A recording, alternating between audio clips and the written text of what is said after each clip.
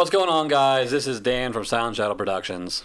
And I'm Amber from Silent Shadow Productions. And this is Into the Shadows, Episode 2. So we're going to start off, just tell you very quickly a little bit about ourselves in case you're interested. We're both from Reading area. We don't like to say Reading, Pennsylvania, but that's what most people will recognize as a landmark, I guess. But I've always been interested in ghosts. I used to see things when I was a kid and tell my parents and freak my parents and my grandmother out. And I don't feel like I have the same kind of sensitivities as I did when I was a kid, but I'm still very interested in the paranormal. My other hobbies, Anyway, I like being outside, hiking, being outside in nature, and pretty much any kind of arts and crafts. I like dibbling and dabbling in different things. Right now I'm very much into playing with clay, and hopefully I can get working on some projects. But that's enough about me. Daniel? I hate introducing myself or talking about myself in any way. But anyways, I'm Dan. I'm also from the Reading area. I mean, I guess that her Reading area thing was for both of us. But I have been seeing ghosts and stuff since I was a kid. There's a lot of stories I will be telling on here eventually. Probably not today, but one of my good friends' stories is on this podcast today, which we'll be just, telling in a little while. Besides ghost story stuff, I make short horror films. We make short horror films. That is part of our channel on YouTube. And we are starting to do like vlog videos as well. I'm into music. I've been recording music since high school. So I'll probably start doing that again at some point. Been working on it, but nothing too crazy. But yeah, that's enough about us. I guess we will start this podcast. But before we do, we're going to set the mood. And we're back. So we thought we'd give one of our characters some limelight right here. The movie's not done, by the way, but it will be finished at some point. So, Amber, if you would like to set it off, or am I setting it off? You're setting it off. Great. You got this. Round of applause for him, everybody. All right. So... You're reading it out of there? No? Oh, no bad. Yeah. All right. So this one is my friend Josh's childhood story. So just to give you some context, I've heard the story over the last about 25 years about 5 billion times. Usually, other people telling ghost stories. This one always came up. So just gonna... All right. Hey, psst, come here. I woke up from a deep sleep, freezing cold from an air conditioner, just feet from the bed. Yes, I'll go over this a little bit, but anyways, I felt very uneasy with the thoughts of anything my young mind would muster regarding monsters that live in the dark. Shortly after waking, I realized that my anxiety and fear I felt once again had a reason for being. I looked around my room, dimly lit by a single incandescent light bulb, from that of a small nightlight on the side of my room located at floor level. It shed enough light, however, to allow my eyes to barely perceive a very dark, blacked out silhouette directly across the room from me on a staircase that leads to the first floor. The silhouette wasn't just a dark color, but it seemed to actually drink in the light of the room, almost absorbing the light in some weird way. Without a warning, a very low, deep, almost guttural voice came from the figure on the steps. It was sliding its arms between the rungs of the banister in an attempt to wave its hands at me as if it were trying to kindly bring me into its embrace. How do you picture that? I was trying to picture it what side is the railing on? Is it on this side? So, if you... I know the camera's over here, but the bed would be against this wall back here. And then across the room was the steps going up like this, the banister being right here. So his bed was here, and it'd be facing. It was laid horizontally against the wall, and the railings were right here. So, if I was to imagine how this would look, it would be like someone standing on the steps, just before they reached like the floor level, and the arms reaching out. And that's how he hit the arm, just the arm, but you could see his face. Oh, like literally through the rungs of the railing. Yeah. So, all right. So that's the way it was in my like the fucking No Face from Spirited Away, and she's like, Yeah, I don't. Yeah, maybe sure, something like that. That's what I'm picturing. The voice began repeating a single phrase as I remained motionless, with both eyes wide open, unblinking, so I could take off at any moment notice if it ascended the steps any further. Hey, psst, come here.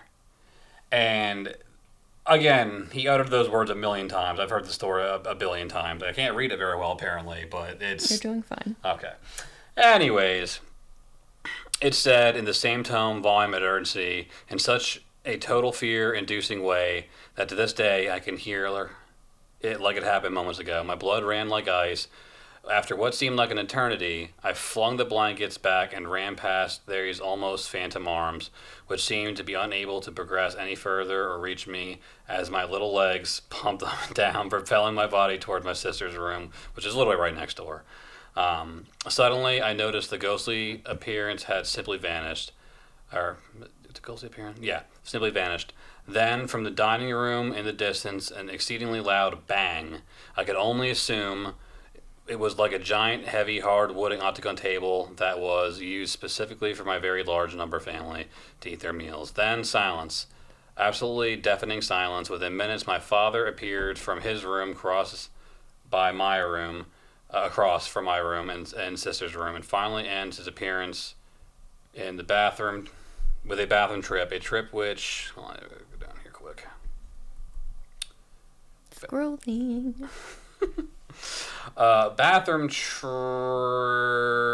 so bad at reading. Where are we at right now? Bathroom trip, which I stood at the locked bathroom door and proceeded to frantically tell him what I had just bared witness to. For him, his belief was I either dreamt it, this is a nightmare, or a nightmare of an ordeal. Here we go.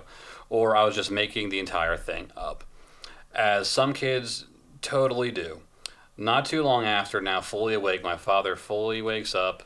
Not now fully awake, my father fully wakes up and heads down the same stairs that moments ago gave me one of the most unbelievable and unforgettable moments of my life. A thorough search was conducted by my dad, room by room, window by window, checking these inside, outside, top, bottom, and any and all things. Yet again, the search yielded nothing. Nothing at all. Doors locked, the windows still tacked, unable to be opened without breaking. Never again had I saw this entity, but that raspy, dry, almost zombie-like monotone voice follows me day by day, week by week, etc. I'll never forget, and my anxiety has never faded.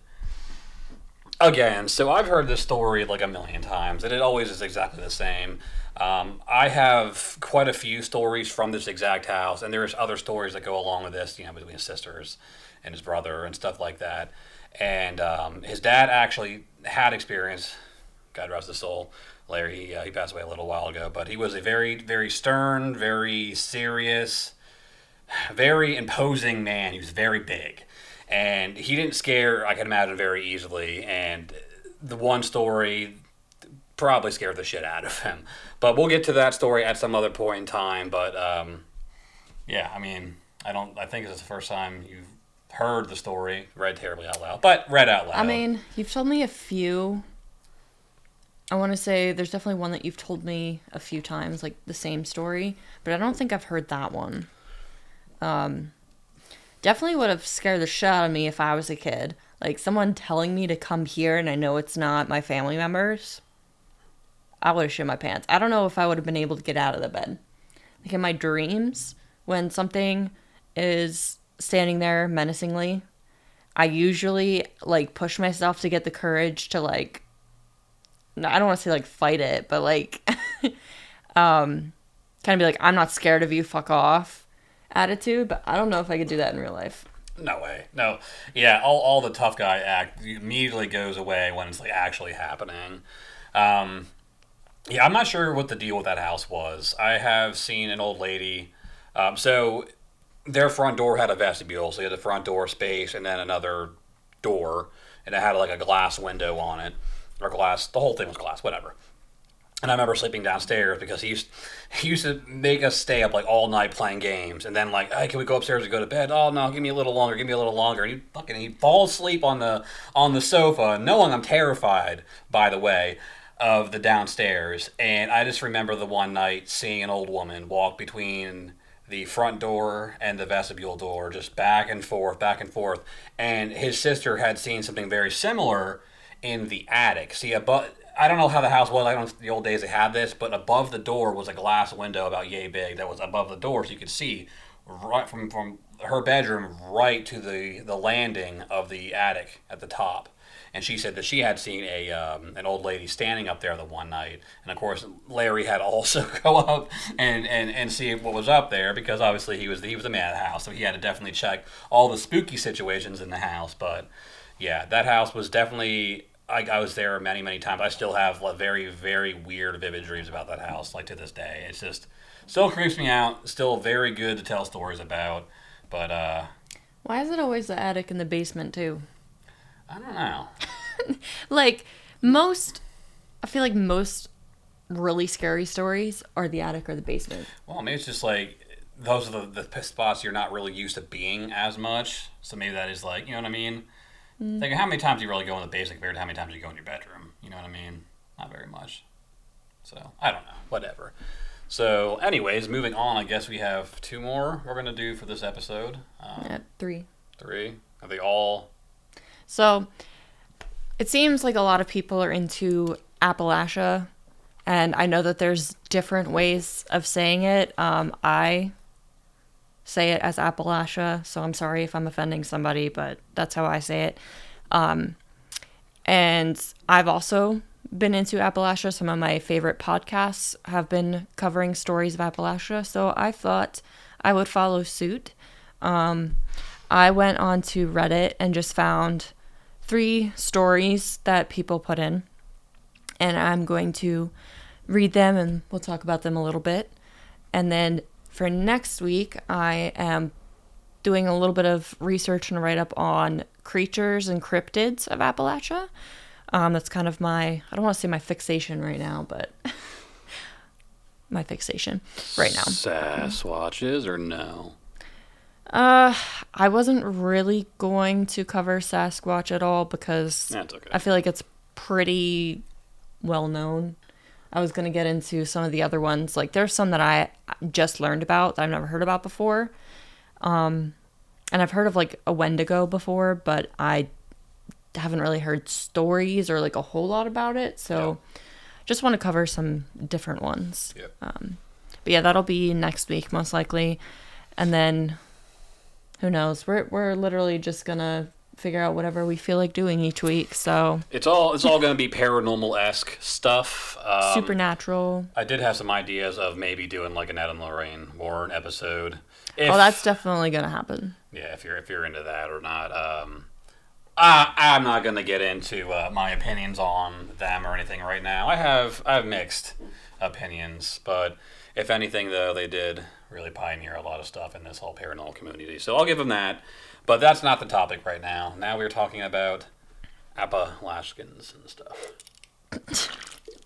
All right. So this is story 1, and we will put the Reddit links in the comments or in our description so that you can go and see the source and check them out yourself if you would like. This story may be short or it may be drawn out. I am recounting these events as it was honestly one of the most horrifying things I've ever experienced, and it brings me genuine stress to think about. This happened maybe 2 or 3 years ago. I live in southern West Virginia and have for my entire life. A lot of these stories happen in West Virginia, and I'm just saying, you'll never catch me going there. Mountain Mamas. Gotcha. I have so many quarrels with West Virginia. I'm not going to get into it. I'm never going there again. Okay. Anyway, the woods and mountains surround every direction you look, and nighttime is a darkness that you can never dream of unless experienced. I was with a friend, I'll call him Mark. Mark was at my house one evening doing the usual things, watching UFC, playing Xbox, etc. It was extremely late when we finally got bored and decided to go for a walk on a nearby trail to smoke a joint.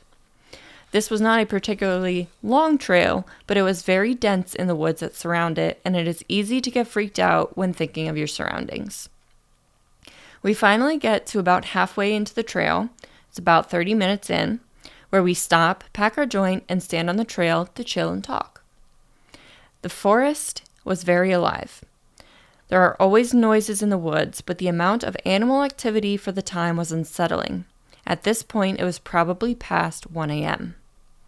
This was strange and kind of eerie, but not alerting as to any sort of predator animal in the area that may cause a disturbance. We finish smoking and continue our walk when almost immediately the forest falls dead quiet. And as soon as the forest goes quiet, there is a voice. It almost sounds like a mocking humanoid voice, shaky and uncertain. Almost like a children's toy, like the ones with the crackly speakers and robotic voice, if you know what I mean. This immediately sets us off. We bolt directly down the opposite length of trail. This eerie voice... Oh, my bad. Down the opposite length of trail, but the sound does not gain distance. It doesn't get closer, per se, but no matter how far we ran down the trail, this eerie voice remains the same volume, going over and over with no quieting or stopping.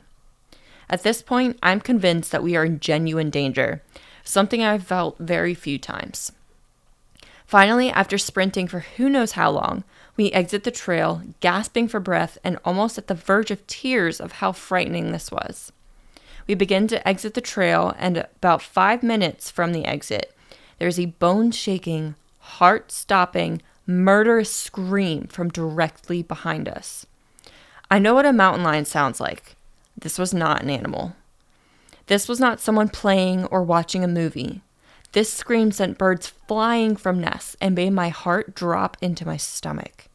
It was the most genuinely depraved and violent scream that I ever heard. This is a true story that I've only told maybe 3 people, all of whom seem to brush it off as false. I've never been a person to push for the existence of the paranormal or spiritual, but I genuinely believe I encountered something inhuman in those woods. So after reading this, if you know, you know, but like I kind of got like Shaggy and Scooby-Doo vibes, just them skedaddling out of the woods after smoking, and that it was kind of funny. Because Shaggy's a hippie and a pothead, probably. Is that? I mean, yeah, that's kind of how he's portrayed, but, and I love Scooby-Doo, so no shade. But besides that, I've heard how when the woods go silent, it's a bad sign. It's never a good thing. And then to have a scream right behind you when you think like you've gotten further away, terrifying. You don't foxes make that scream too, though? It sounds like a personal scream. So I heard that multiple times and it scared the piss out of me. Well, foxes do make a lot of weird sounds. Some of them can sound kind of human-like, but I don't know. I think mountain lions are usually the ones that people say are the most human-like. Like they'll often be like, well, because there's also a lot of them in the mountains, or more of them in the mountains. But a lot of people say it's a mountain lion, and they're like, this was not. Fair enough. I mean, there are lots of animals that make lots of weird sounds that you wouldn't expect, so it's always kind of up in the air. But they're also saying that the forest was noisy, and then it was dead silent. That's weird, yeah. But imagine the loudness of something to make birds all fly away. That'd be kind of weird. I don't know. Well, this isn't a video of trying to discredit anybody or any of their stories, so it's interesting. Yeah. I mean, yeah, for it to have like your normal sounds and then for it to be dead quiet, immediately uncomfortable. Like, you know something's wrong. Yeah. Yep. All right, so what we got next? All right. The next one is titled, I had a terrifying encounter in the Appalachian Mountains, and I'm looking for answers. And I just have to say, love the username on this this story. Fireball in my ass. Perfect. Shout out to you. Love it. All right. Let me wet my whistle a little bit. All right. Let me start by saying I've lived in the Appalachian Mountains all my life and experienced a lot of strange things. My family was Irish and settled in West Virginia, but I currently live in North Carolina portion of these wonderful mountains. Seem to see the pattern. That being said, I have learned a lot about what really lurks in these dark woods, but this was nothing like I had ever experienced before. It all began with my golden retriever, Ozzy, adorable name, by the way, growling like I had never heard before. He literally never growls, so that had me already uncomfortable. But this growl was bone-chilling. It was like he was getting ready to have to fight for his life or something. I took both him and my other dog out around 11 p.m., and he would not leave my side. I noticed that my workshop door was open, so I walked down to close and lock it up. The entire time he was glued to my side. Ozzy also kept trying to get between my legs, still growling, and all of his hair sticking straight up like a feral animal. Interesting. The second I close the door, all hell breaks loose in the woods. I lost my spot. It sounded like 50 full-grown men had broken out into a full sprint, tearing through the woods. Trees were shaking and branches falling. In my life, I've never been that scared. We got back to the house before I shit my pants, and I got my pistol/mag light to figure out what the hell was out there. When the dog and I got back inside, we were surrounded by what sounded like people mumbling. It was everywhere. I shined the light all over the woods and couldn't see anything, but the sound was coming from all around. It sounded as if you got a full gym of people to baby mumble. You could almost make out words. That's why I don't think it was an animal. I almost immediately felt sick, like I was having a mix between a panic attack and the full swing of the flu. Back inside the house, it sounded like people were walking around all night. The windows were creaking, and you could clearly hear the sound of shoes on gravel. The mumbling never stopped. Every time I got up to check the house, my feet would touch the floor, and it would get dead silent. You couldn't hear birds, crickets, frogs, or anything. I was terrified, and I didn't sleep a wink. The air felt thick and evil all night. That's the only way I could explain the feeling. Imagine a soaking wet quilt being tossed over you. That's how I felt. I'm looking for any answers as to what this could be. This wasn't like the normal spooky stories my grandmother and great uncles used to tell me. That visual, 50 full-grown men running full sprints, that is enough. Like, that alone would terrify me. Yeah. Like, if I don't care if they're doing a race, having a competition, what the hell they're doing. If I don't know what's going on and I hear 50 full-grown men full sprint through woods, I'm terrified. And I imagine that at 11 p.m. there would not be 50 full-grown men running through the forest. That is absolutely terrifying. And I'm happy to know that he had dogs with him. I'm assuming it's a man, but it could be a girl, they, them, whoever. It just always makes me feel better when I'm with someone or my animals. He was kind of protected, and thankfully he got in the house before anything could happen. But holy shit. And then, not only that, all night hearing mumbling and people walking around the house. So I just want to speak on this from experience. If you ever hear like a spirit talking, you never can actually usually hear like actual words. And I've heard this like probably over a dozen times. And even my dad, when we lived in our house, he woke up the one night and he said he heard two kids talking to each other, and all I could hear was it was like the incoherent mumbling of some stuff. You could hear they were saying something, but you can never hear exactly what they're saying. So I'm always curious why that is exactly.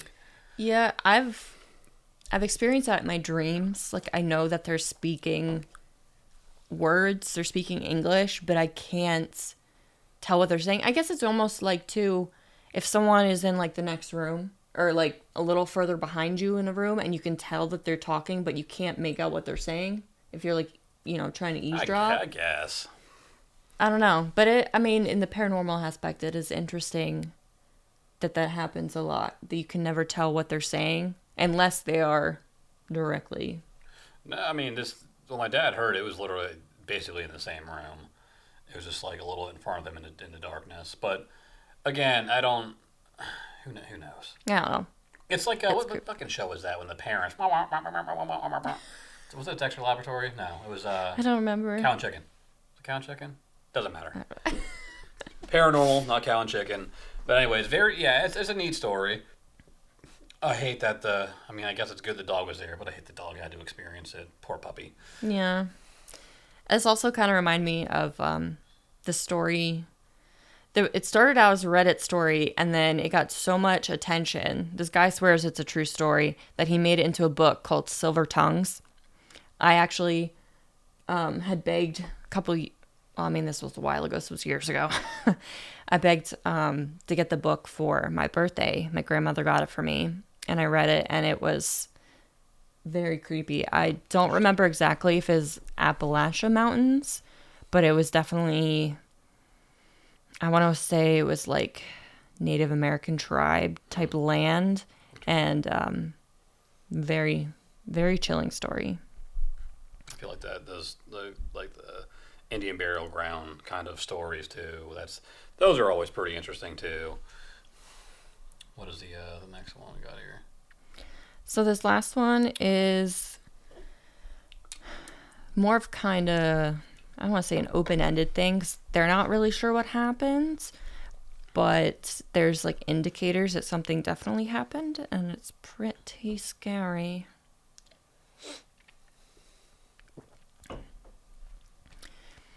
This one is titled, "My boyfriend has been acting terrified of me since we got back from the Appalachian Trail. I don't know what I did wrong. I need to write this down because I feel like I'm losing my mind, and putting it somewhere outside my head might help. Dane and I have been together for 4 years. We're the kind of couple who finishes each other's sentences that has a whole private language of inside jokes and shorthand. I know him better than I know anyone. I say that because I need you to understand that when I tell you something is wrong with him, I'm not being paranoid. I know this man. We got back from a section hike on the Appalachian Trail 11 days ago. So this is a little less than 2 weeks that they're writing this after they got back. We did about 200 miles over 3 weeks, starting in, guess where? Mountain Mama. Virginia. West Virginia or just Northern Virginia? Just says Virginia. Whatever, same diff. It was Dane's idea. He's always wanted to do a long stretch, and I had never done anything longer than a weekend trip. I was nervous. He was excited, so excited he could barely sleep the week before we left. The first 2 weeks were incredible. Hard, but incredible. We fell into a rhythm. We'd hike until late afternoon, set up camp, cook whatever dehydrated thing we'd packed, and lie on top of our sleeping bags talking until one of us fell asleep mid-sentence. I felt closer to him out there than I ever had. No phones, no obligations, just the two of us and the mountain. Must be nice. Very sweet. It was the 3rd week when things started to feel off. I don't know how to explain it except to say the woods changed. Not visibly, everything looked the same trail, the same trees. But the quality of the air felt different, thicker somehow, like the atmosphere had shifted by a degree you couldn't measure, but could feel in your chest. Dane felt it too. He got quieter. He'd always been the one pointing things out, look at the ridge, look at that bird. But he stopped. He just hiked. Eyes forward, jaw set. On the 4th night of that week, I woke up in the middle of the night and he wasn't in the tent. I found him standing about 20 feet away from at the tree line. Just standing there, looking into the dark. I called his name and he turned around so fast it startled me. He looked, I don't know, not scared exactly, more like he'd been caught doing something. He said he needed to use the bathroom. We went back to the tent. He didn't sleep after that. I could feel him lying awake next to me all night. We finished the hike 2 days later and drove home. I thought once we were back in our apartment with our things and our routines, he'd return to himself. He hasn't. He flinches when I touch him. Not every time, but enough that I've started hesitating before I reach for him. Last week, I came up behind him while he was doing dishes and put my hand on his shoulder. He made a sound, not a word, just a sound, and stepped away from me. He apologized immediately, said he was jumpy lately, blamed it on bad sleep. He's not sleeping. I hear him up at all hours, but when I get up to check on him, he always comes back to bed right away, says he's fine, and lies there stiff as a board until I fall asleep. He started locking the bedroom door at night. We share a bedroom. We share a bed. For the past 6 days, I've been waking up on the couch with no memory of getting there, and the bedroom door locked from the inside, and Dane on the other side of it, claiming he has no idea how I ended up in the living room. He says I must be sleepwalking. He says it gently, the way you say things to someone you're frightened of. I asked him last night to please just tell me what was wrong. I sat across from him at the kitchen table, and I asked him to look me in the eye and tell me what I had done. He looked at me for a long time. His jaw worked. I watched him decide something. He said, "You haven't done anything. I've just been in my head since the trail. I'm sorry." He reached across the table and squeezed my hand. He let go after less than a second. I went to the bathroom after dinner and stood at the sink for a long time. I looked at myself in the mirror. Normal. Tired, a little thinner than before the hike, but normal. I turned the faucet on and splashed water on my face. When I looked up, I was smiling. I hadn't smiled.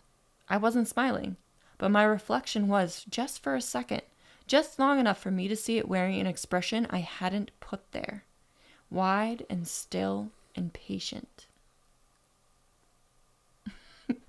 Then it was just my face again. I told myself it was the lighting, the water in my eyes. But I've been thinking about the 3rd week on the trail, how the air changed, how I have almost no clear memories from those last 2 days of hiking, just flashes of a strange taste in my mouth, a sound like something large moving parallel to the trail just past where the trees got thick. Waking up outside the tent once with dirt under my fingernails and no explanation. I don't like that. Nope. I've been thinking about how Dane stood at the tree line that night, how he looked when he turned around, the sound he made when I touched his shoulder. I've been thinking about the mirror. I've been telling myself I need to ask him what he saw on the trail, what he's been seeing since we got back. But there's another part of me, quiet, patient, underneath, that doesn't want him to answer. That part doesn't want him to say it out loud. I don't know what that means. I don't know if I should be scared of what's happening to Dane or scared of something else entirely. I just know that last night I dreamed about the woods, the smell of them, the dark. And when I woke up, I was hungry in a way I've never been before. A way I don't have words for. I don't know how to end this post because I don't know what I'm even asking. I guess I just needed someone else to know. I'll update when I can. And I do not believe... She's a werewolf. That's what you think? Fucking werewolf. So... And this was posted 16 days ago, and I don't think there's been an update yet. Okay, so... Are we thinking that it's, you know, how, like, you hear someone that's close to you talking, you think is somebody else? That's a big Appalachian thing. We just read that earlier. Do we think that is what happened, or something that she did? Something that something caused her to do, or do you think it was someone that looked like her doing it, and he thinks it's her? I really don't like the whole memory lapse part, where they don't know how she's ending up in the living room, and then she woke up on the trail with dirt under her nails, and he was also staring out into the night. I feel like something is like maybe taking like possession or a hold of her. It has to be both of them though, because if he's out there at night too, it happened to him as well. So it's not really an isolated thing just to her. It could be something or some things changing both of them. But I don't understand why he is more aware though. He's like scared, where she's just been starting to kind of put things together that it's all of this is weird. They're both fucking high. No. Okay. Not after these many days. Come on. I don't know. I actually really wonder though with the whole Appalachian Trail thing, if there's really something to it more than just the stories. Because I mean, you can put a story up and a million people get to feel like, oh yeah, I experienced that too. I really think we should definitely plan on taking a trip to a cabin or something in the Appalachian Mountains and staying in it and seeing what we really think. I can tell you I'm only doing 1 or 2 nights. I ain't staying there for a week. Eventually, we will be doing an Appalachian Trail podcast, I guess. We'll do a podcast while we're staying there. For a day? Sure. 2 nights. We do 2 nights. We'll do some ghost hunting the first night and then kind of review it on the second night. I don't know. Sometimes when you're somewhere, you can just feel that it feels different. Yeah, but more or less than just seeing. Also, when you try to look for ghosts, I feel like most of the time you don't ever find them anyway. You know how that goes. Okay, so my take on pretty much ghosts, anything supernatural, you're not going to experience it unless it wants you to. It's a hit or miss thing. Yeah. I believe that I believe in ghosts. I do believe in ghosts. I do believe that there are other things out there that we don't understand or can't explain. Aliens. I believe that a lot of things are possible. I just know that unless I experience it myself, I'm never going to truly know for 100% certain that it's real. That's fair. That's just how I see things. So I will never be like, unless I, can see someone pulling the actual string of something trying to open a door, I'm never going to say like it's definitely fake. Because I don't want to discredit someone's experience, but I don't know. Some of them YouTube videos were just like fake. Okay, well, again, I'm not saying 100%, but some of them you can definitely... Yeah, you know that they pulled the camera out just so they could do that. It's... A lot of things... It's a very easy type of thing to fake. Yeah, absolutely. But...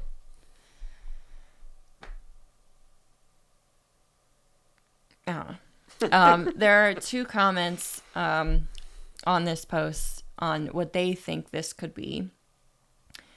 This person says, it sounds like you may have wandered into, I have no idea how to pronounce that, but in parentheses it says Cherokee little people. Yunwi Tsundi, maybe?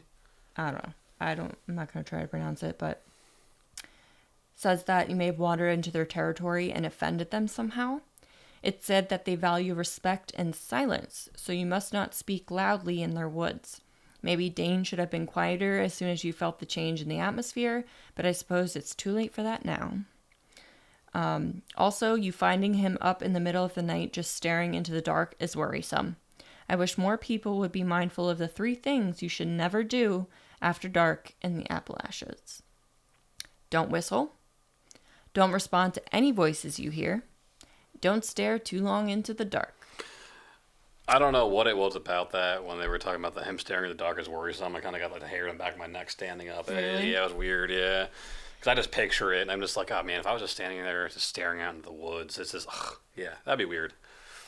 Yeah, also there's the thing where you're not supposed to stare too long into a mirror. Some people believe like it's almost like a portal, but I think there's also some type of psychology where if you like literally stand there and just for like minutes on end staring at yourself, you can start to go crazy. Yeah, I heard that before. Yeah.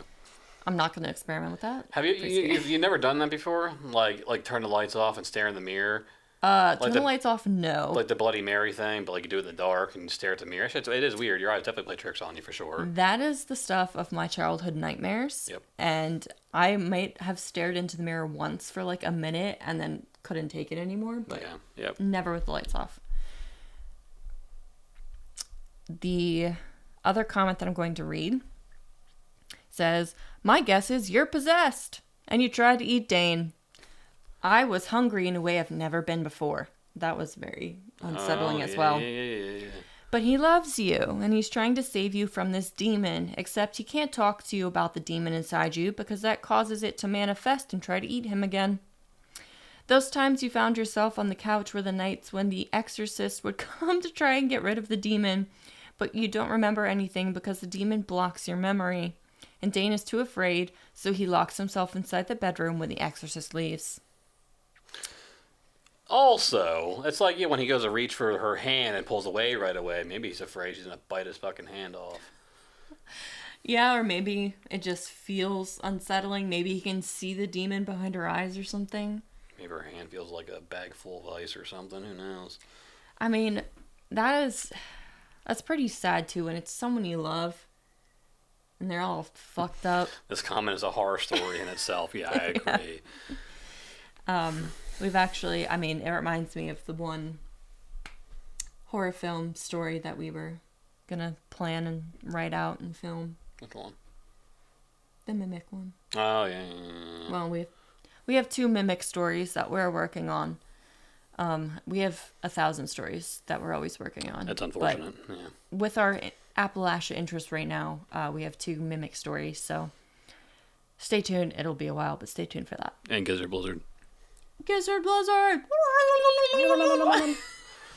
Eventually that will happen as well. Just picture Sharknado with turkeys. It's going to happen one day.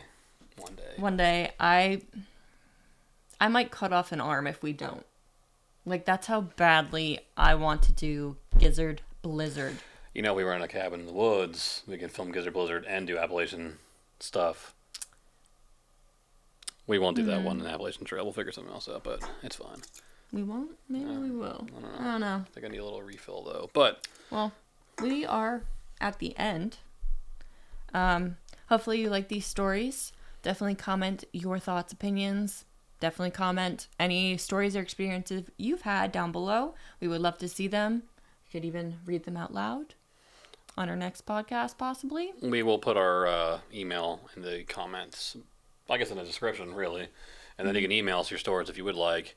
We do plan on doing this kind of episode more often than maybe the other ones. Or maybe not. Maybe we'll just switch it up a little bit. Just kind of do whatever. We want to make sure we're friendly to, I don't want to say viewers. Listeners. Listeners. Yeah, people who are just listening and not watching the video. So we're probably going to do a lot more of these type of episodes versus the ones where it's video based. Fair enough. So. All right. Hope you enjoyed. See you later. See, I don't know why I did that with my hands. What did you do? Spirit fingers.